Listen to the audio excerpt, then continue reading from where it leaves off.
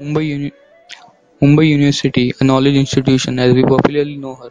Some of us only know her as a place where we can get degree for good job. In spite of these facts, there are something which can drive you crazy. Only few universities have such fantastic gift for students. Let's see what's that gift. It's 107.8 Must Radio, Mumbai University radio station. Keeping the youthfulness in the name, it has kept the name Must. Its Hindi meaning is fantastic. It is an opportunity for young talented communicators to work and get themselves trained for the professional life. Must Radio, also known as Mumbai University Student Transmission, is the community radio of Mumbai University. Mumbai University, one of the oldest universities in India, wanted students to get experience in premises only. So in 2008, it has come up with latest technology equipped her own radio station.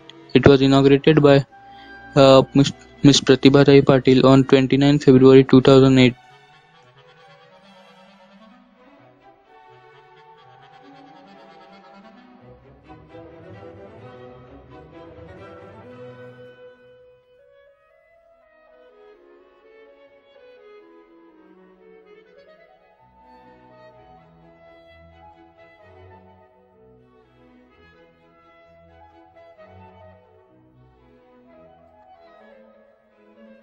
The university is really very positive and proactive in terms of providing the proper funding here. And when we started the radio, we actually made a proper budget thing. Ultimately, see, a radio station is a business kind of thing. It's a social business. You need to have proper budgets to run it. Otherwise, the effervescence goes off, and then it's nothing, because you cannot get anything for free as such. But then getting the resources, maintaining the entire system does take, and the university is taking very good care of that. And plus, what we're doing is we're also getting various projects from the government to do on the radio, so that we also get grants from them, so that money which is being spent by the university is also returned in some way or the other. Because getting advertisements is also possible because we are allowed 5 minutes per hour.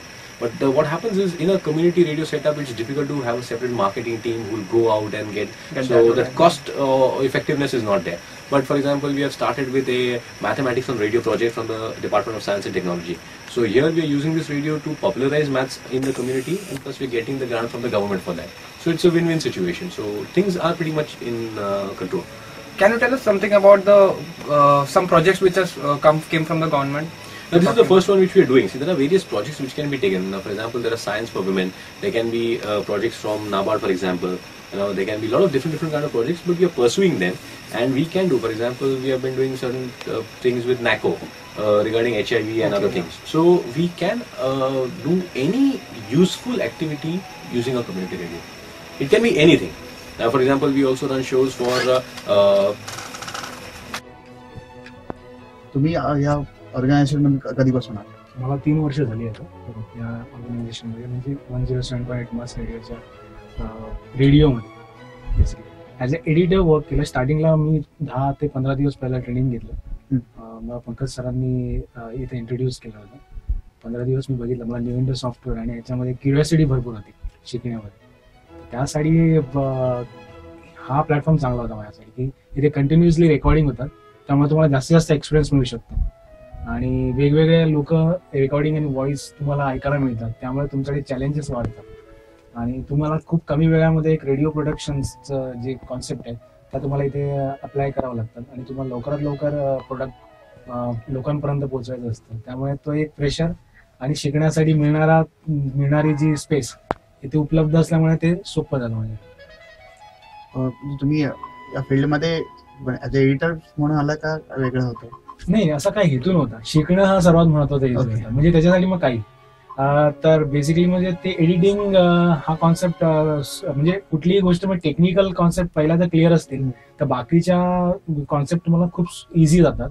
असं कुठेही म्हणजे एक ठीक आहे, खूप पहिलं पण सांगितलं गेलंय, तुम्हाला सिंगर बनायचं तर क्लासिकलचा बेस असेल तर तुमचं बाकीच्या गोष्टी खूप सोप्या. काय बेस होता तो? ओरिजिनल म्हणजे ऑथेंटिक असतो तो? ऑथेंटिक मी बेसिकली क्लासिकल शिकलोय थोडंसं आणि त्यामुळे सिंगिंग आणि हा कॉन्सेप्ट माझ्या आहे जरा आहे आतमध्येच आहे त्यामुळेच. आणि न्यू सॉफ्टवेअरवरती इथे प्रोडक्शन करताना म्युझिकशी जास्त रिलेशन आहे, कारण आम्हाला बॅकग्राऊंड करताना त्या गोष्टी लागतात. त्यामुळे ते म्युझिकशी रिलेटेड असल्यामुळे मला एन्जॉय करायला मिळते म्हणजे हे काम नसल्यामुळे, काम असून सुद्धा एन्जॉय करायला जास्त वेळ मिळतोय, त्यामुळे ते करत. ओके, आता इथे शूट वगैरे हे झालं, ओके. तर मग आउटपुट असतं फायनल प्रोडक्ट, ओके. याच्यामध्ये आणि त्यामध्ये काय फरक आहे? शूट झालं, रेकॉर्डिंग झालं, आणि पण फायनल प्रोडक्ट पर्यंत मग तो प्रवास कसा असतो? बेसिकली माझा इकडे जो रोल आहे एडिटिंगचा, त्याच्यामध्ये एक कॉन्सेप्ट इथे असं आहे की इथे प्रत्येक वेळेस स्वतःहूनच करावं लागतं. मी ऍज अ एडिटर असलो तरी मला इथे स्क्रिप्ट पण डिरेक्ट करावी लागते. म्हणजे इथे येणारे लोक जे असतात ती नवीन आहेत, ब्लँक असतील, नवीन असतील, किंवा त्यांच्याकडे एक्सपिरियन्स असेल, पण रेडिओसाठी जे आउटपुट निघायला हवं, ज्या कॉन्सेप्ट निघायला पाहिजेत किंवा त्या गोष्टी निघायला पाहिजेत, त्या त्यांच्याकडून काढून घेणं सर्वात महत्वाचं. आणि बेस्ट म्हणता येणार नाही, पण ज्या गाईडलाईन्स आहेत त्याप्रमाणे त्यांच्याकडून ते वर्क करून घेणं पाहिजे आणि कमीत कमी वेळेमध्ये. तर तो एक तुमच्यासाठी एक महत्वाचा असा मुद्दा असतो आणि एक चॅलेंजेस असतात. आणि ते नवीन असल्यामुळे थोडेसे कॉन्शियस असतात, थोडेसे घाबरलेले असतात, शाय असतात. तर टेक्निकल ज्या गोष्टी त्यांना माहिती नसतात, मग त्यांना तो कॉन्फिडन्स देण्याचं काम ऍज अ एडिटर तिथे बसून टेक्निकल गोष्टी त्यांना सांगणं, डिरेक्टर म्हणून ती स्क्रिप्ट, त्या स्क्रिप्टचं ऑन पेज एडिटिंग करणं. म्हणजे आमच्याकडे खूप मोठा स्पेस नसतो, 10-5 मिनिटाचा मध्ये तुम्हाला एडिट करायला लागेल. 5 मिनिटाची एक स्क्रिप्ट बनवून तिला प्रोडक्ट बनवणं गरजेचं असतं, कारण त्याच्यामध्ये लोक नाही तर लिस्नर्स जे असतात ते 5 मिनिटानंतर थोडेसे बोर होऊ शकतात. ह्याचा विचार करणं गरजेचं असतं, म्हणून ती स्क्रिप्ट खूप कमी ठेवावी आणि ती एडिट करावी लागते त्याप्रमाणे. आणि आम्ही बेसिकली प्राधान्य याला देतो की ज्यावेळी रेकॉर्डिंग करत असतात त्याच वेळी ते एडिट व्हावं, जेणेकरून तिकडे गेलं मला कामचा सवाल नाही, पण तो प्रोडक्ट जे निघतं ते एक फायनल प्रोडक्ट निघतं. मग बॅकग्राऊंड करताना मला सोपं जातं, कारण फायनल जो प्रोडक्ट निघतं, जे निघायला हवं आणि जे लिस्नर्स ऐकणार आहे त्यांच्या दृष्टिकोनातून मी एडिटिंग करत असतो. म्हणजे त्यांना जे ऐकायला मिळणार ते चांगलं बेस्ट मिळावं, याच्यासाठी ती थोडीफार धडपड असते. आणि एडिटिंगच्या याच्यामधून काय प्रामुख्याने काय असेल तर मग ते तुम्ही काय सांगू शकाल? म्हणजे काय बाबी तुम्ही लक्षात घेऊ शकता? ओके, बेसिकली मी असं म्हणजे एडिटिंग म्हटलं म्हणून काही मी खूप मोठा असं काही होत नाही, पण एडिटर आणि खूप सारे एडिटर आहेत जे फिल्म एडिटिंग करतात, साऊंड एडिटिंग करतात, तिथपर्यंत पण माझी काही मजल नाहीये. पण इथपर्यंत मी इथे जे काही शिकलोय आणि इथे जे काही अनुभव घेतलेले आहेत त्यावरून मला एकच गोष्ट समजली, थोडासा माझा मार्केटिंगचा बेस असल्यामुळे, थोडासा त्या साईडचा कल असल्यामुळे किंवा सिंगिंगचा थोडासा बेस असल्या, त्यामुळे लोकांना काय आवडेल ह्या गोष्टी त्यांना देणं गरजेचं आहे प्रामुख्याने. कारण की एक कमर्शियल रेडिओ किंवा कम्युनिटी रेडिओ हा रेडिओ असतो, कमर्शियल आणि कम्युनिटी हा कॉन्सेप्ट वेगळे येतात.